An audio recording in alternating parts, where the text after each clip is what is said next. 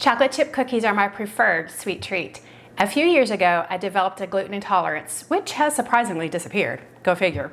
But during those years when I wasn't eating any gluten, I just had to have my favorite dessert. So I created this gluten-free chocolate chip cookie recipe that is reminiscent of my original recipe with a few changes.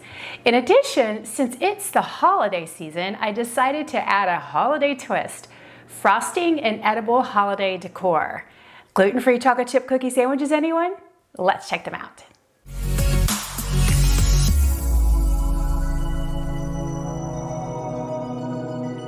For the ingredients, you'll need gluten-free all-purpose flour, baking soda, cream of tartar, salt, butter, shortening, granulated sugar, dark brown sugar, eggs, vanilla extract, and semi-sweet chocolate chips.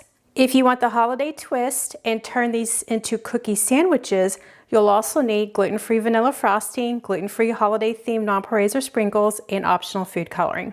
To a medium bowl, we're going to add 368 grams, which is 2 2/3 cups of gluten-free all-purpose flour. We're going to add 2 grams, which is a half a teaspoon of baking soda, 4 grams, 1 teaspoon of cream of tartar, and 3 grams, a half a teaspoon of salt. Cream of tartar is acidic, like lemon juice, and prevents sugar crystallization in cookies. In these chocolate chip cookies, it acts as a leavening agent that reacts with the baking soda to provide volume, making the cookies chewy instead of crumbly or overly crispy. And then we just want to combine the ingredients and set that aside. To a large bowl, we're going to add 113 grams, which is a half a cup or 8 tablespoons of softened butter, and 96 grams, which is also a half a cup or 8 tablespoons of shortening. Unlike many cookie recipes, I like to use both shortening and butter in my recipe. Butter helps cookies spread and caramelizes them and adds crunch. Shortening provides structure, giving them a little height and tenderness. I use both to achieve both results. Then just use an electric mixer or a spoon to combine both fats until smooth like this. Add 100 grams, which is a half a cup of granulated sugar, and 240 grams, 1 cup packed dark brown sugar. I prefer to use more brown sugar than granulated sugar because brown sugar adds a deeper flavor of molasses and provides extra moisture to keep the cookies moist. And then we just want to blend until smooth and combined. We're going to add 2 large eggs that are at room temperature. That's 1. And I always crack my eggs in a separate bowl just to prevent any shells from getting into my batter, or to prevent a bag egg that I can eliminate and use a different if I need to. We're going to add 2 teaspoons, which is 10 milliliters of vanilla extract. I love vanilla extract in my chocolate chip cookies. It enhances the chocolate flavor. And then we want to blend again until smooth. We're going to add the flour mixture to the wet butter and shortening mixture. And then just stir this. You could use the mixer if you want. When you're dealing with gluten-free flour, you want to mix it more than you would a gluten flour because the mixture takes a little bit more time to absorb the moisture that's in the ingredients. So you want to make sure it gets blended really, really well.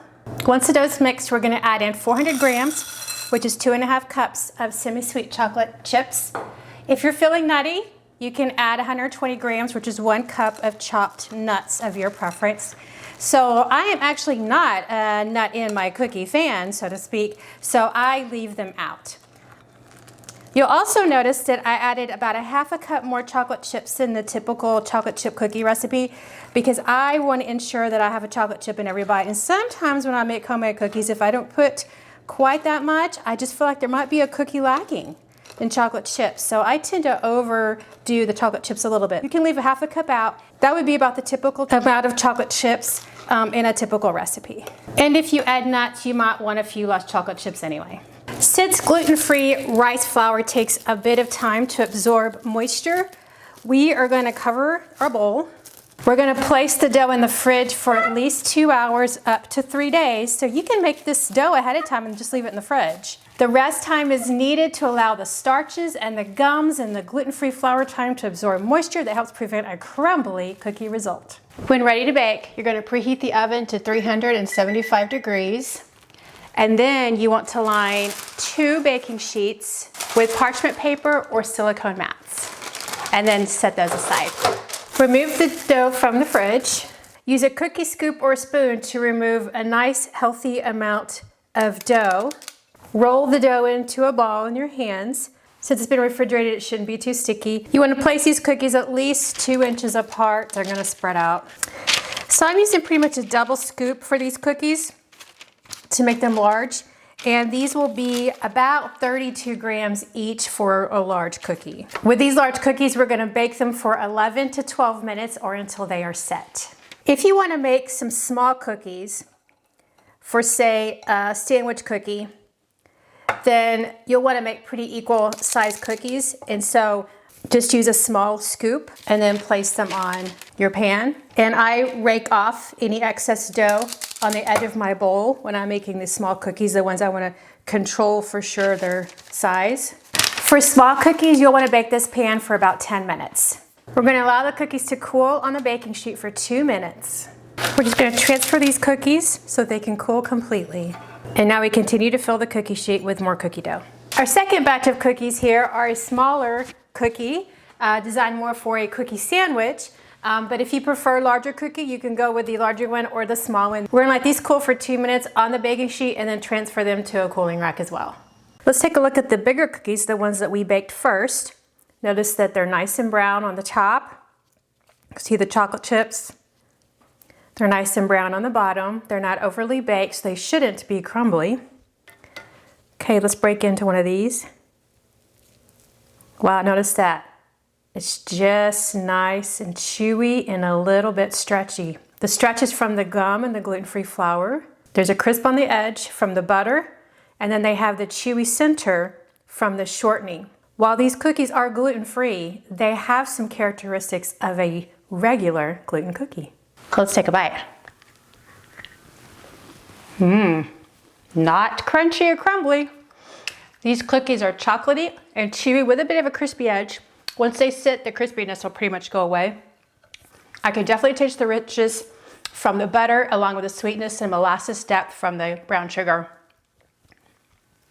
This is a nice, simple gluten-free cookie. I don't think you'll be disappointed. Let's add a holiday indulgent twist to these cookies. So to make the cookies special, you can turn them into cookie sandwiches by adding frosting and rolling the edges in edible holiday sprinkles or nonpareils.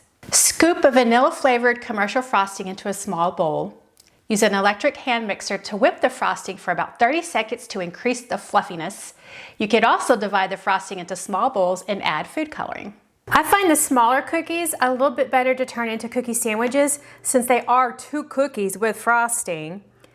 So you're going to spread about 1 tablespoon of frosting on your cookie. If you're using the bigger cookies, then you'll obviously want more frosting. So it's going to depend on how big your cookies are. You want to spread your frosting all around the cookie, all around to the edge. Take another cookie, the bottom, and you're just going to sandwich it on top of the other. Squeeze it gently to ooze out some of that frosting, and because then you're going to take either some sprinkles, nonpareils, whatever you like, whatever fits the season, and then just roll the cookie edge with that sticky frosting into the decor. And there you have it, a gluten-free, decorated holiday chocolate chip cookie. Now that would make a great gift or a great little holiday platter dessert. As you decorate your cookies, you want to place them on maybe some wax paper on a cookie sheet or a casserole dish because the frosting needs to set so that it doesn't ooze out when you bite into the cookie. Of course, you can use any colored frosting or add food coloring to a standard store-bought white frosting, and then you get nice holiday colors. Now that we've tasted the regular cookie, let's check out the frosted ones. Look at that. It just is soft. That frosting keeps the cookie moist, and the frosting doesn't ooze out when you break into it or tear or bite into it. So let's take a bite. Oh, they're so soft. Now, while the chocolate chip cookies by themselves are sweet and rich, great by themselves, right? Adding that frosting though, makes them super sweet and rich, and it certainly elevates the indulgence factor. So for that reason, I prefer the smaller cookies to sandwich together with frosting in the middle. They are heavy and rich, but they are oh so tasty. Homemade chocolate chip cookies for our gluten-free friends are a special treat. Turn these into cookie sandwiches with frosting during the holidays to make them even more memorable. Keep these simple or turn them into sandwiches. Either way, why not add a gluten-free chocolate chip cookie to your cookie platter for those gluten-free eating friends? They will be very much appreciative. Thanks for watching, liking, and subscribing. Until next time, enjoy the season by baking some holiday cookies and go bake the world.